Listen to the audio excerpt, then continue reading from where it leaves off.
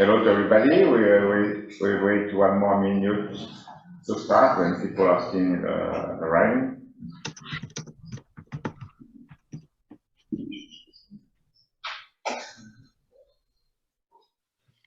So here we are at Logic and Application meeting in Dubrovnik, hybrid event.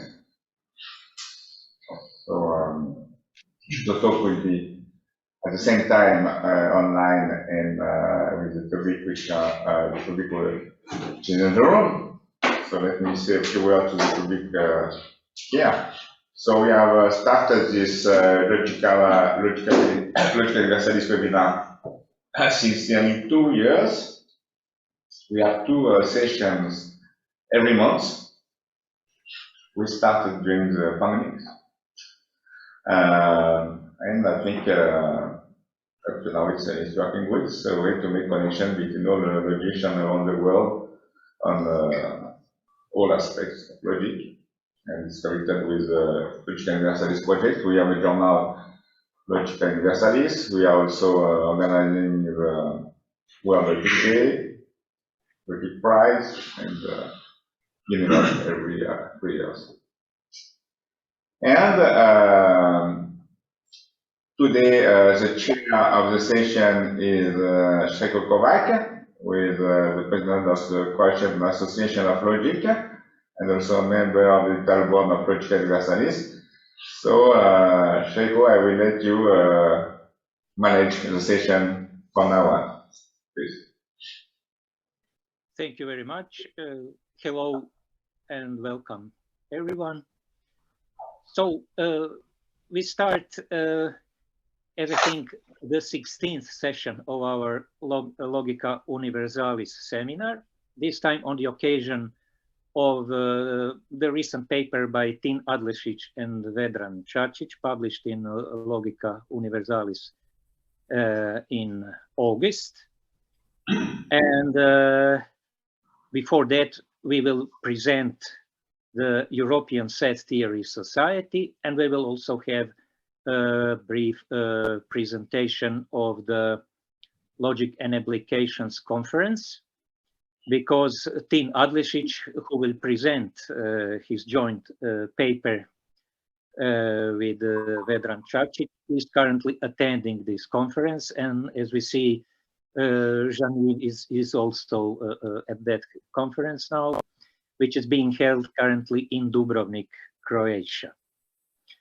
And this whole session is meant, as usual, to last about 1 hour. So, as to the first part, we have the presentation of the European Set Theory Society. It will be presented by Philip Welch, who is Professor of Mathematical Logic at the Department of Mathematics at the University of Bristol. He is President of the European Set Theory Society. He is President of the British Logic Colloquium. And let me mention some of his recent papers. It is Decision Times of Infinite Computations, Characterizations of Variant Transfinite Computational Models, Closed Unbound Classes, and the Harting Quantifier Model. So please, the floor is yours. Thank you very much. Thank you. I'm pleased to have the opportunity to just say a few brief words about the European Set Theory Society. So I want to thank Jean-Yves for the invitation. Does this sound all right? The volume is all right? Yeah, it's all right. It is okay. It's okay, good. So yes, I don't have a big bunch of slides or anything prepared to show you. I just thought I'd just say a few words about the history of the society and kind of how it came about and what we've been doing. I mean, the society itself is not very old. It was only founded in 2007. I think the thought was that we wanted something that was going to perhaps serve younger people better than the standard kind of conference centers that you're getting in mathematical research in Europe, for example, at Oberwolfach or Lumini. I mean, it's perhaps a little bit of a caricature, but they tend very much to focus on perhaps more senior people who get invited year after year. And there was a period when set theory was really growing in the 2000s and the late 90s. A little bit to the surprise of quite a few people. In kind of the early 90s, the late 80s, one had the impression that the number of young people going into set theory was sort of in decline. And this turns out to be not true now. I mean, now it's flourishing. There are an awful lot of younger people attending conferences. And I suppose part of the advent of cheaper air travel, traveling to and from meetings. And so I think we thought that it would be nice to have, we would hold every 2 years, and which would really be open to anybody to come and attend. So that in fact is what we did. And at the same time, people thought, well, why not just found a society to promote the aims of set theory in, at least in the European theatre, but I mean, also more internationally. So, in fact, I mean, the meetings we've had are, again, biennial. So every 2 years, apart from during the COVID period, when there was a lapse of a year, there have been, increasingly well attended. And there's just been one in Torino. And this, again, was very successful. I mean, some of the nicest meetings that I've ever been to, in fact, have been these European Set Theory Society meetings. Of course, they're meetings devoted particularly to my speciality, so that's kind of always a pleasure to go to, of course. So we had some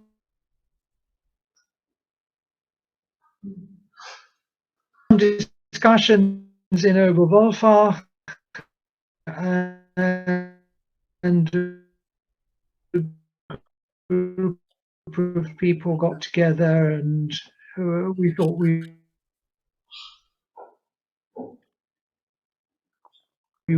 would found the society and just see how it went. So the first president, he was elected by acclaim of the presidencies. So I am the current. The Society, European Math Society, so we have some kind of presence there. We don't tend to have just, I mean, Europeans going to the meetings, not by any means.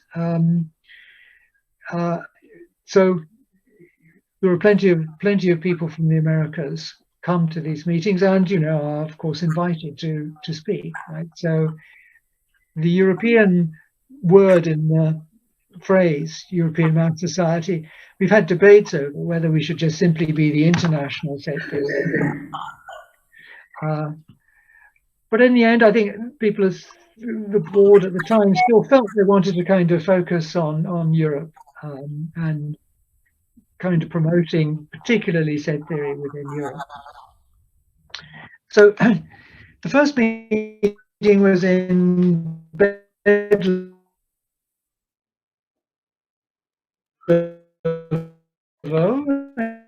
in Poland, at the Polish Academy.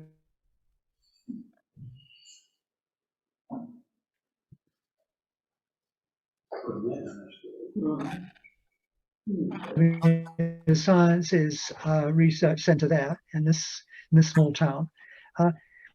What we have also done is institute again, not since the first meeting, we've instituted a prize called the Hausdorff, signed by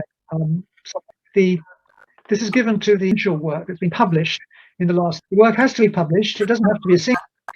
But the first medal winner was Hugh Woodin, and then the next medal winners, they were shared. It was shared between Ronald Jensen and John Steele for their work in the core model theory. And third prize was Mariantha Marialis and Sacharon Shelah. They again shared the prize. The fourth was Itai Niemann. And the fifth, that's just been given just now, is for their work amalgamating double plus and something called Wood and Star. Went to David Aspero and Ralph Schindler. So, I mean, this prize, I mean, has certainly gone to prestigious people so far, and I think this is, you know, excites interest in the set theory world as to who gets this prize here. The other thing that we're thinking of doing is, and some of our board members are getting underway, is to have a perhaps monthly colloquium. Being in Europe, there's pretty much a common time zone, so you know, it's not a drastic difference with other continents. And we thought we would have kind of, you know, just one colloquium, perhaps once a month, you know, with a senior person, and something that we could all attend, just to kind of keep binding together the network, so to speak. Other proposals have been, which haven't been taken up yet, but that we would have kind of tutorial seminars, perhaps a series of seminars in a particular subject that would be introductory for new graduate students. So again, this is something that's not yet taken off, but the monthly colloquium I expect to see launch in the next few months anyway. I think it's been it was a worthwhile journey. I mean, it's blossomed more than I expected from that original first meeting in Overvolta. I was, you know, I've been pleasantly surprised as to how much it's flowered and how these meetings have been so good and so well attended too. So it's I think the whole thing has been a success and a pleasure, right, to be involved with. Fine, I think that's really all I had to say, was just these few sentences about what we've been doing and what happened. If there's anybody who has any questions about it, of course, just please feel free to ask. But otherwise, I can finish now and let the speaker for today start their talk. So thank you very much. Oh, applause is not needed. For the questions, if there are some questions, maybe about the society or something connected with the society. Of course, I would encourage theorists of all stripe to join the society. There is a web page which you can easily find, and it's run by WordPress. ESTS is enough to find it, I think, on Google. So there you can find more information about what the society does and what's happened in the past, and you can join. I think for students it's free. For grown-ups, we charge a little amount in euros.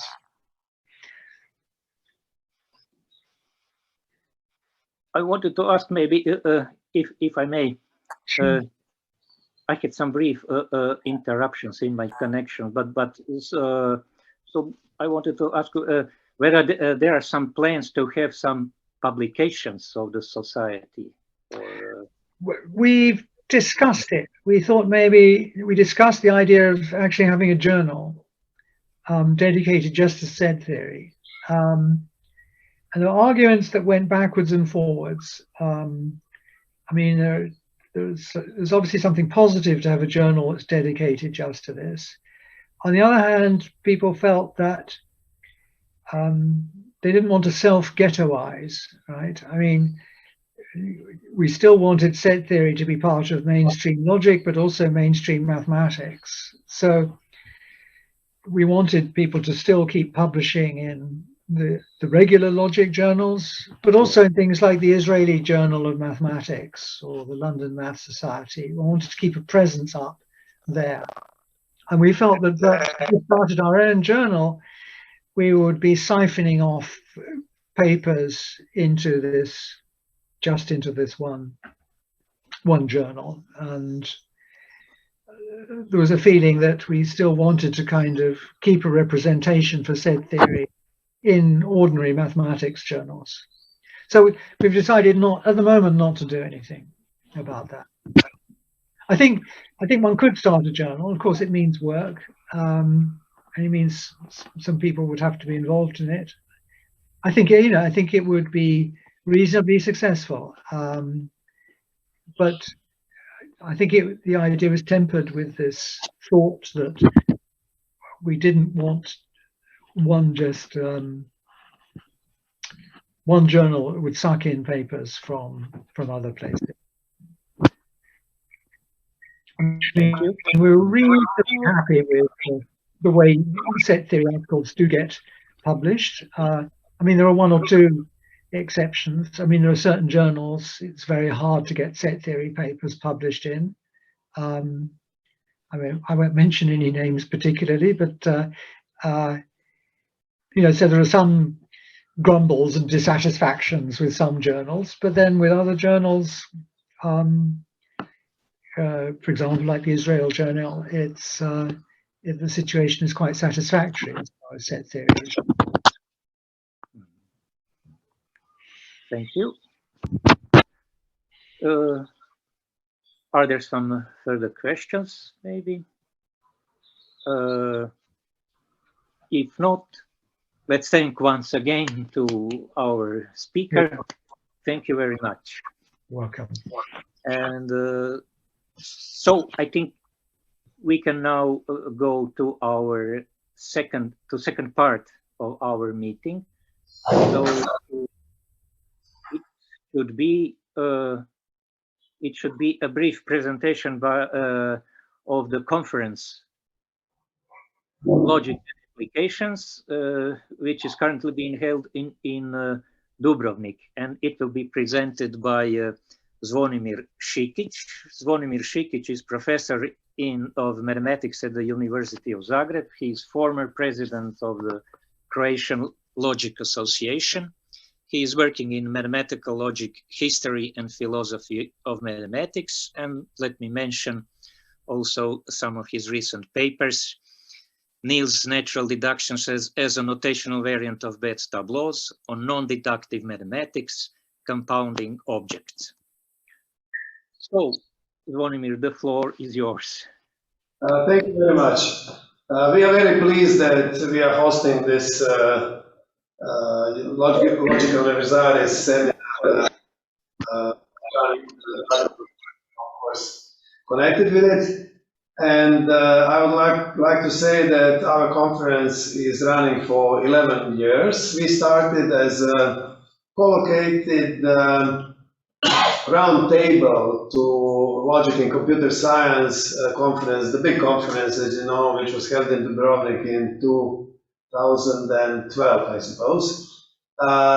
We have this round table, proof systems, and here were present Professor Shchedrov from University of Pennsylvania, Professor Gilezan from the University of Novi Sad, and Professor Ognjanović from the Mathematical Institute of Belgrade, and myself. And we realized that it would be nice, really, because this first meeting was very successful, that it would be nice to have here a conference on logic and applications. And because I was connected with the Inter-University Center, which is the venue where everything is happening here, it was quite easy to organize this new conference. And so we, in 2013, started with this Logic and Applications conference, and now we are running for 10 or 11 years, it depends if you count group systems as the first or just zeros, yes. We are devoted. It's not a big conference, which is very nice. It's about 30-35 people, so communication is very easy, and we are devoted to all areas of logic and its applications. So there is no any discrimination on the part of what kind of logic and applications you are pursuing. As a matter of fact, the majority of applications in computer science, but of course we would like to see all the other applications and close. And let me finish with introduction. I would like to invite you to consider coming to the logical application. It is an annual conference and it's always run in second part of the September. So please follow us. You can find our site on just logic and applications. If you Google, you will find it. And I hope that this event will motivate some of you to come to Dubrovnik and to join us and make our conference even better. So thank you very much, and as I said, we are very pleased to be hosts of this Logica Universalis seminar, and that will be all. Thank you very much. Thank you very much too for this presentation. Maybe there are some questions about the conference. I already moved, but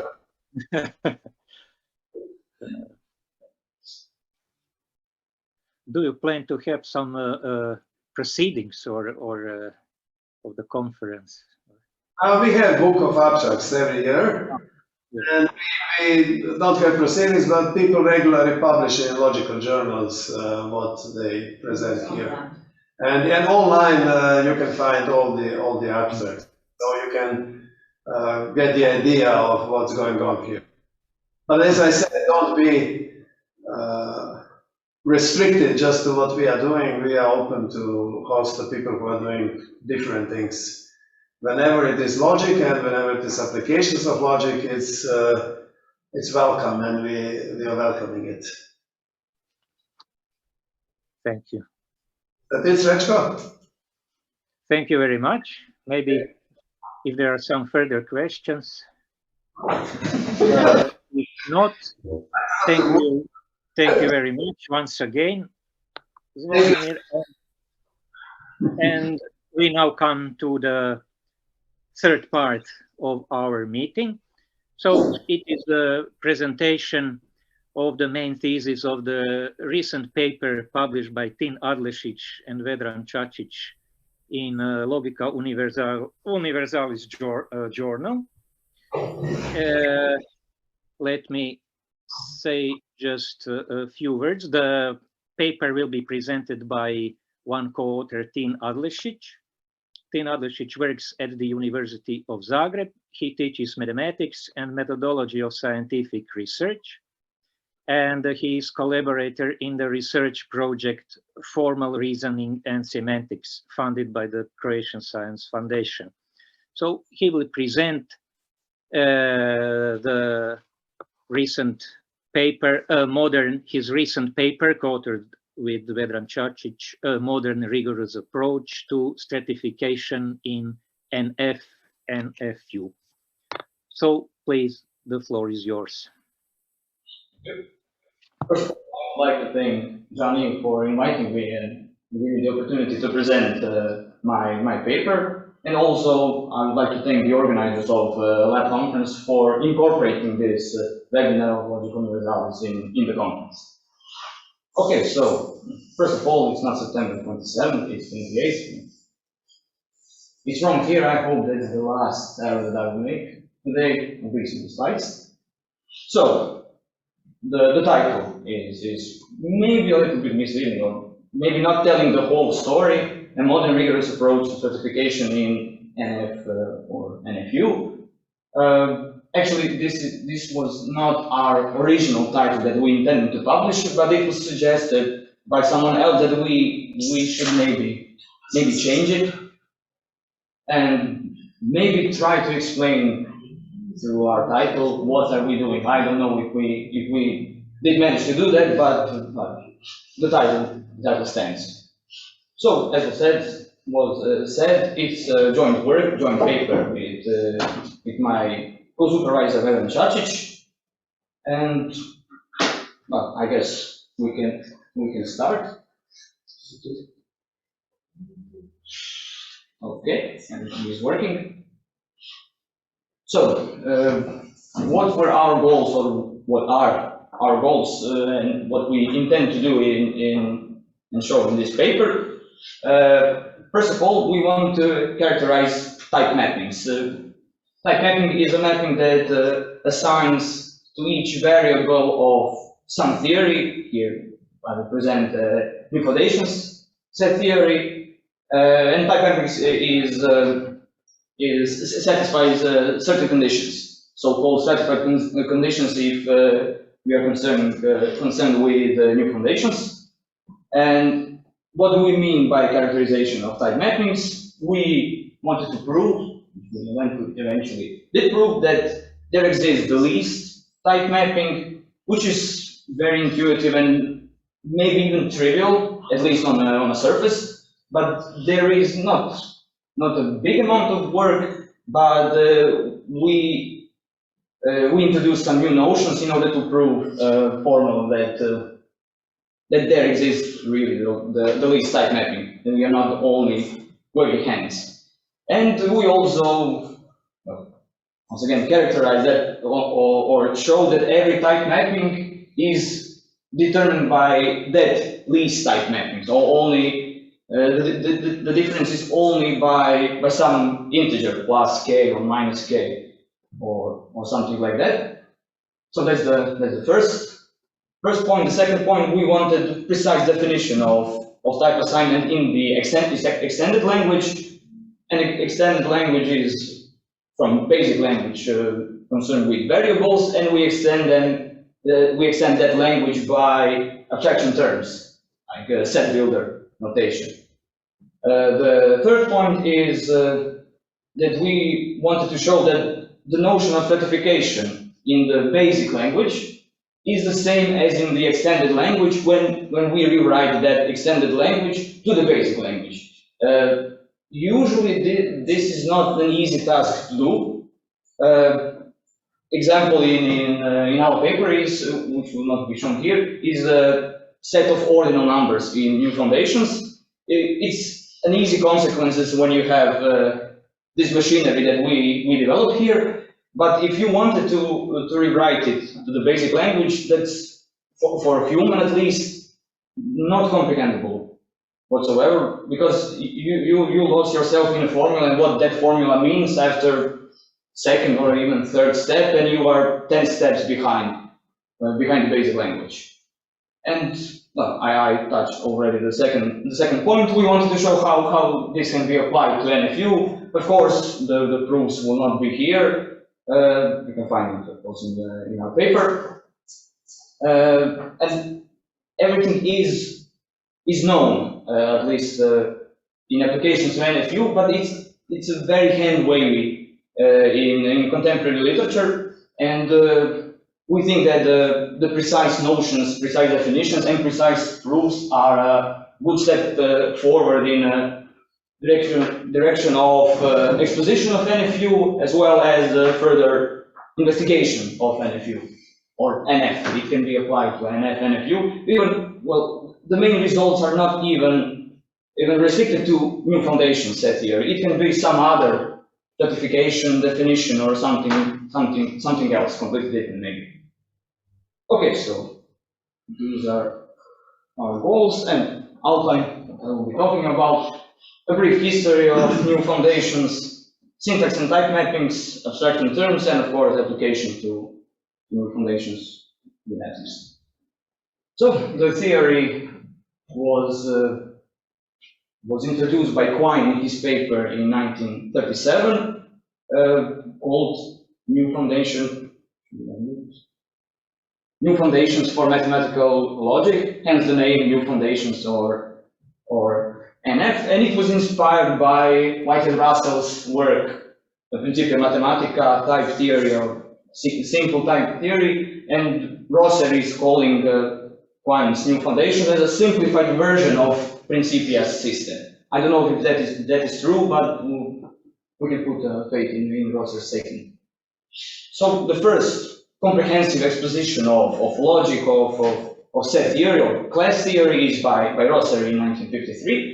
And in the same year, Specker proved astonishing fact about new foundations is that the new foundation disproves axiom of choice. And many researchers then back off from new foundations, and at that time, because of the Specker's result, or maybe coincidental, a lot of focus was almost unanimously turned to Zermelo-Franklin's. So is Specker's proof or disproof here the cause for that? I don't know, but it is an interesting coincidence. And in 1969, Jensen proved that the slight, and that is his question, is it a slight modification of new foundations when you add the atoms or when you weaken the axiom of extensionality, you get NFUs, and it is relatively consistent with the simple type theory, and well, we can say that it is a consistent theory. So you can perfectly well working it without worrying that you will find some paradoxes or some inconsistencies. And more modern expositions are due to Forster and Holmes. And Holmes is working on the consistency of new foundations, and also Gabay is working on that as well. They have different approaches, and Holmes is claiming that he is having the proof that new foundations is consistent, but didn't publish it officially, and he's always reworking and rewriting his paper. So we will see what will come from that. So we can now begin with the presentation. So first, syntax and type mappings. We have alphabet. Alphabet contains individual variables, logical symbols, non-logical symbols, and auxiliary symbols, parentheses, brackets. We define formulas in the usual way. X is a member of Y, X is equal to Y, set of X is an atomic formula, and then negation, conjunction, disjunction, existential quantification, and universal quantification. So nothing special here. And now it's time to introduce the main notion that distinguish new foundations from other set theories, or not particularly from Zermelo-Frankl set theory, is the notion of stratification. So the formula phi is stratified if there exists a type mapping or type assignment, but we don't know yet if it's type mapping, type assignment, such that certain stratification conditions are true. And these conditions are that if X is equal to Y, then they must have the same type, and if X is a member of Y, then Y must have one type higher than the X. But essentially, it is to say that phi is a well-formed formula in simple type theory. And when we have a mapping from variables of the formula phi to natural numbers, which we restrict ourselves to be greater than 0. It can be, the 0 is not set in stone, but it can be minus 17, it can be 100, but we need to have the low bound in order to obtain the least type mapping, of course. And if you have types on integers on a whole line, then it is impossible to even define what we mean by the least type mapping. So as I was starting to say, that if mapping is satisfying stratification conditions, we call it type mapping. Some result of here, one simple result is that if phi is stratified formula, there exists some type mapping, and we can translate that type mapping however we want by some integer. That means that the type of phi plus k is also a type mapping. It satisfies the certification conditions. Okay, now the definition of ordering on type mappings. It's the usual point-wise definition. The type phi is less or equal than type prime phi if and only if type of x is less or equal than type prime of x. So nothing special here also. And here we come to some new notion that we needed in order to prove that the least type mapping is actually the least type mapping, and then we cannot go any lower, and that we are able to show that. Oh, I can see another error. Okay, so two variables in a formula, we call them atomically connected if they appear in that formula phi as subformula when x is a member of y, y is a member of x, or x is equal to y. And we write that x is a parallel to y, and we then extend that notion of atomically connected variables by its reflexive and transitive closure, and we obtain parallel or connected star, and we say that x is connected with y if they are in relation parallel star, and we say the formula is connected if every two variables are atomically connected. Oh, connected is enough. And one also easy consequence from that if we have two type mappings and we have two variables that are connected, then their relative type is always the same. That's actually White and Russell's idea of type theory, that the type doesn't matter. Well, doesn't matter if variable is bound, or it doesn't matter what type does that variable has, but the relative type is what's important. And so we are here and one of our results. So theorem that every stratified formula phi has the least type mapping in a sense of the well-ordering defined, partial ordering defined before. So how we proved it, just a short sketch. Well, we divided the formula by blocks because it's a reflexive and transitive closure. We divide the variables of that formula in blocks, and every block we lower the type as low as it can go. It must be above 0. And then we make the union of that type mappings, and then they are a type mapping for the whole formula, and we show that it is actually the least type mapping. And now the next result is a theorem that's the characterization of stratified formulas or type mappings. So if we have some mapping from variables of phi to integers, then f is a type mapping of phi if and only if there exists some integer such that f is in this form.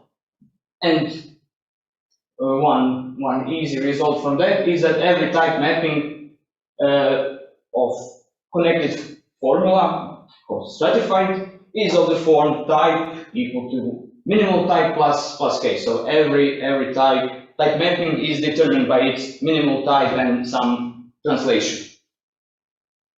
Okay, now to the abstraction terms. We define it in the usual way. Abstraction term is of the form z such that z is the formula satisfies that z of phi of z where x1 to xn are parameters. As I said, then we introduce that notion to our language, and then we have the extended language, and we can eliminate abstraction terms if they appear in some formula in the usual way. But maybe not completely usual, because we have to where is set and where is not set, but it's essentially the same thing as everywhere else. Okay, so I will not go deep into the definition. So what do we mean by the formula is stratified in the extended language? Well, essentially that means, it's on the next slide, that if we look at the formula, z is element of t if and only if phi of z x1 to xn, we assign types to that formula, and the type of the variable t is the type that we assign to the abstraction term Gothic t. But this is here, it's more precise for what we are doing. And then we have the main theorem about the extended language, that if psi prime is in the extended language and it is stratified in that extended language, and it contains some abstraction terms, when we rewrite that abstraction terms into the basic language, then that formula is stratified in the basic language. So essentially our definition is okay, it is working properly. Okay, so here is just for completeness, we have an nested abstraction term, how we can rewrite it, that's also the usual way. Okay, now the axioms of new foundations. We have the axiom of extensionality or weak extensionality. It's the usual Zermelo-Franklin's axiom. If we have two sets, then they are equal if they have the same elements. We have axiom of sethood, meaning that everything that contains something is a set, and we have an axiom of stratified comprehension, that if we have some stratified formula, then there exists a set that its members are only those that satisfy that formula, of course with some parameters x1 to xn. And what can we get? So how can we apply this previous discussion, previous notions to prove something in new foundations? Well, we just wanted to show how we can easily define cardinal and ordinal numbers, set of cardinal and set of ordinal numbers. We have V, or the universe, x such that x is equal to x, and we have a set of all sets, which is defined like a x such that set of x relation is satisfied. We can also have union, intersections, set difference, power set, singleton set, power 1 set, which is actually really important for new foundations, but it will not be, we did not consider it. With that, the further development of the theory is, the power 1 set is essential for the further development. We then define not yet natural numbers, but zero and successor operator, and we define a set of natural numbers as the smallest set that is inductive, meaning that it had that the smallest set such that zero is in it, and for every set that's in it, its successor is also in it. And then we define Quine's functions. Why we need Quine's functions? We need them because then the order pair, which are defined by Quine's function, have a nice property that they are so-called type level, meaning that the type of order pair is the same as the type of its projections of x and y. And in order to prove that this order pair is what we want for order pair to be, we need to introduce the axiom of infinity, or we in our paper introduce Peano's fourth axiom. Next, we have some relations and functions like Cartesian product relation, equivalence relation, the quotient set, and so on. Next, for ordinal numbers, we need some orderings and facts about orderings. You can see already that in the extended language, these formulas are pretty long and hard to read. So partial order, well ordering, preservation of well ordering similarity, and then we come to the definition of set of ordinal and cardinal numbers. So ordinal number is defined as a quotient set of V on a similarity relation, and V is set of all well orderings, and similarity is defined in a second point. And similarly, we define cardinal number, set of cardinal numbers, but we are using the equivalence relation, not similarity.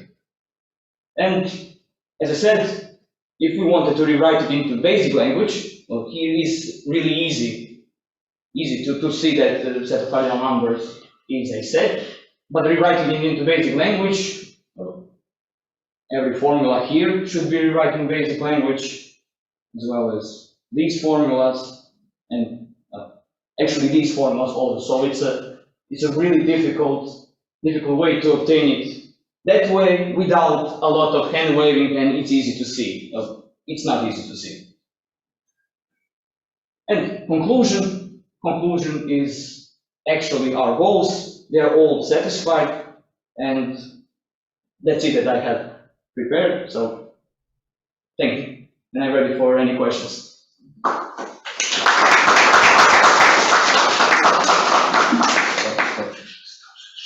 Thank you very much. So, for the questions,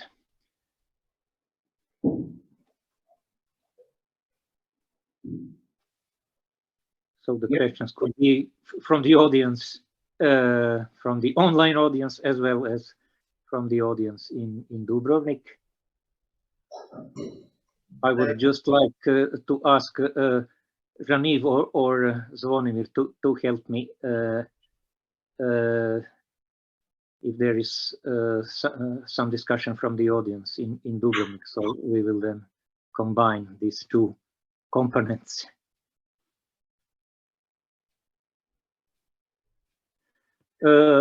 Alexei, please. So you mentioned somebody's result that axiom of choice refuted, you said, in original new foundations. What protects it from? How can you explain why? All axioms say so. They don't let think that this looks like axiom of choice can be independent. You mean dependent choice? Yeah. You said that somebody proved that it's refuted, or cannot be what? Refuted? That's negation can be proved? It doesn't hold. It can be shown that not every set can have a choice set. In other words, it cannot be proved. Not refuted. Can be refuted. Cannot be refuted. There, a negation can be proved in original new foundations. Yes. And how come? The problem with axiom of choice in new foundations is with the power one set. Well, I should write it probably on a board, because you have an operation t of x.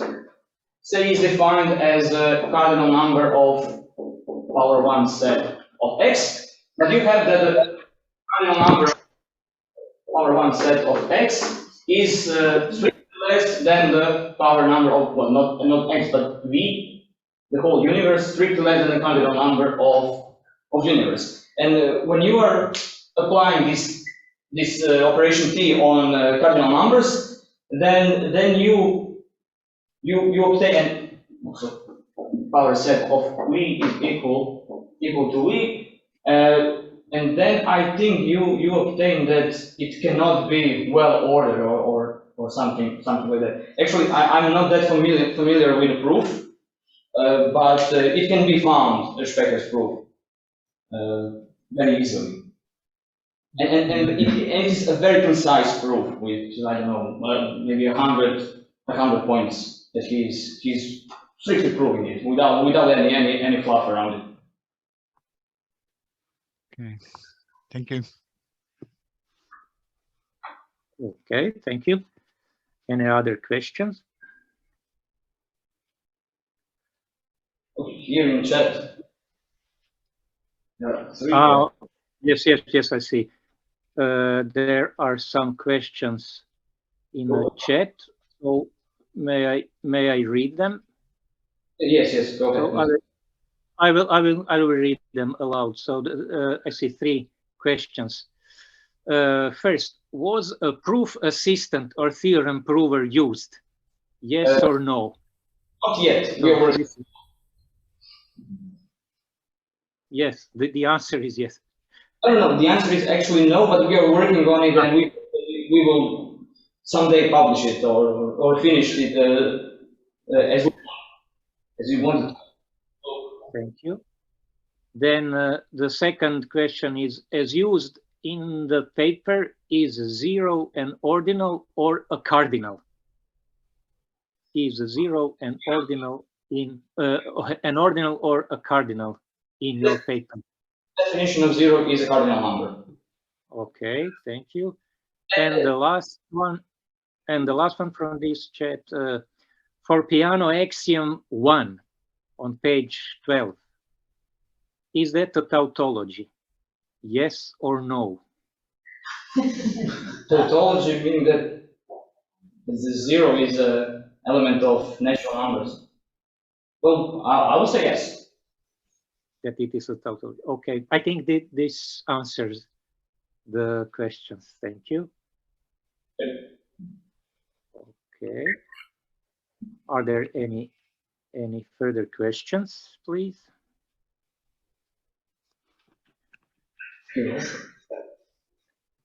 Maybe you could comment, if I may ask one question. You mentioned that Foster and Holmes are working on consistency of NF. Is there some connection between their work and possible work on consistency of your variant of NF? No. NFU consistency is settled in 1969. It's settled by Jensen, and you have different approaches. For example, Jensen is using, I think, Ramsey's theorem in order to construct the model, but you have Kovac model construction from Srecko set theory with external automorphism. Thank you. Okay, another question, yes or no question.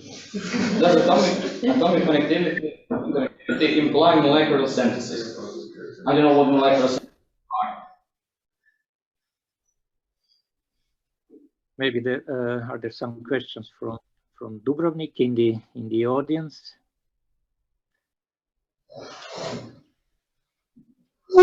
No. Okay.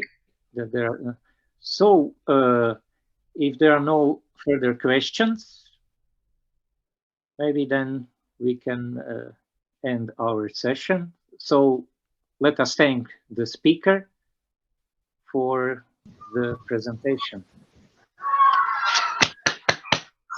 I'm